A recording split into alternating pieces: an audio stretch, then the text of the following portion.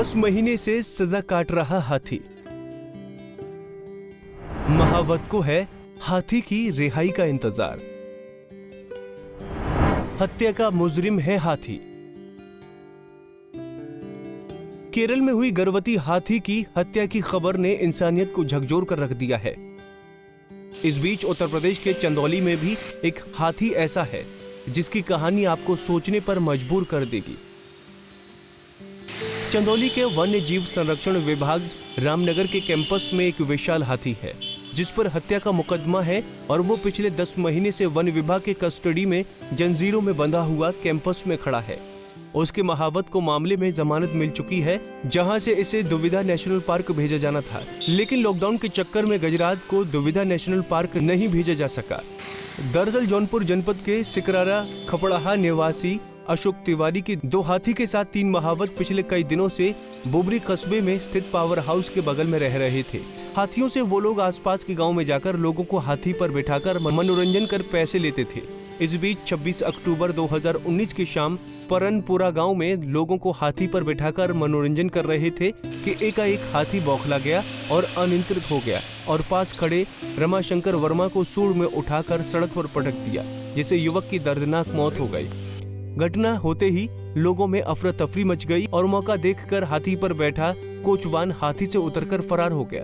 आनंद फानन में आसपास के लोग रमाशंकर को निजी साधन से जिला चिकित्सालय चंदौली ले गए, जहां चिकित्सक ने उसे मृत घोषित कर दिया। ये हाथी 26 अक्टूबर 2019 को थाना बबुरी के अंतर्गत एक परसपुर कला गांव है, वहां पे एक आदमी को जान से मार दिया था। इसकी सूचना मिलने पर वन विभाग के अधिकारी कर्मचारीगण और पुलिस विभाग के अधिकारी कर्मचारीगण मौके पर पहुंचे थे। मौके पर हाथी को बरामद किया गया। हाथी के साथ एक महावत था, एक और चारा कटर था। चारा कटर तो भाग गया था, महावत को पकड़ा गया था। इनको ले आया गया और उसके हाथी के बारे में छानबीन की गई। हाथी से संबंधित कागज़ ओनरशिप के बारे में और हाथी रखने की परमिशन चूँकि चीफ वाइल्ड लाइफ वार्डन साहब देते हैं, वो पेपर मांगा गया। तो इनके द्वारा एक पुराना पेपर हमीरपुर का दिखाया और वो जो पेपर था हाथी से संबंध में इन्होंने दिखाया, वो एक हमीद नाम के आदमी के नाम से था। जब वेरिफिकेशन किया गया कि हाथी में माइक्रोचिप लगा है या नहीं लगा है, माइक्रोचिप एक ऐसी चीज़ है जो हाथी के आइडेंटिफिकेशन को शो करती है और इस हाथी में कोई माइक्रोचिप रीडर से स्टडी करने पर ज्ञात हुआ कि नहीं है और इसके द्वारा फर्जी दस्तावेज प्रस्तुत किए गए। इस बाबत अवैध रूप से हाथी रखने के जुर्म में इनके 2 लोगों के विरुद्ध विभागीय कार्रवाई करते हुए मुकदमा दर्ज किया गया। केस न्यायालय में अभी विचाराधीन है। जो महावत था उसकी जमानत हुई है और उसके लड़के के द्वारा अभी वर्तमान समय में हाथी की देखरेख की जा रही है। हाथी अभी वन विभाग की कस्टडी में है। हाथी को दुधवा नेशनल पार्क भेजा जाना है और इसको भेजने की कार्रवाई अभी चल ही रही थी। किसी बीच लॉकडाउन की स्थिति खड़ी हो गई, इस कारण नहीं भेजा जा सका है। बता दें कि महावत का बेटा अपने इस हाथी से प्यार करता है।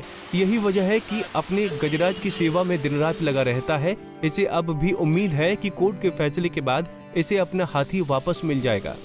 जी रामनगर आए थे रामलीला के लिए। रामलीला खत्म होने के बाद बबुरी हम लोग गए थे घुमाने के लिए। बबुरी घुमाने के लिए गए तो वहाँ एक आदमी छेड़खानी किया इसके साथ। तो हम लोग कई बार मना भी किए लेकिन माना ने उसको पटक के मार दिया। उसके बाद क्या हुआ? उसके बाद सब पुलिस विभाग पहुँचे और वन विभाग पहुँचे, वहाँ से जाके अपना इधर उधर करवाए। 2-3 दिन वहीं रखे हम लोग को। फिर उसके बाद यहाँ लाए। यहाँ 8-9 महीना से मैं पढ़ा हूँ, जो खिलाता पिलाता हूँ। कब तक आपके पिताजी छूट गए? पिताजी मेरे छूट गए। हाथी क्यों नहीं छूटा? हाथी अभी कोर्ट का मामला चल रहा है जी। वहीं दूसरी तरफ लॉकडाउन में छूट मिलने के बाद वन विभाग के अधिकारी गजराज को दुविधा नेशनल पार्क भेजने की तैयारी में जुटे हैं। पंजाब केसरी टीवी के लिए चंदौली से प्रदीप शर्मा की रिपोर्ट।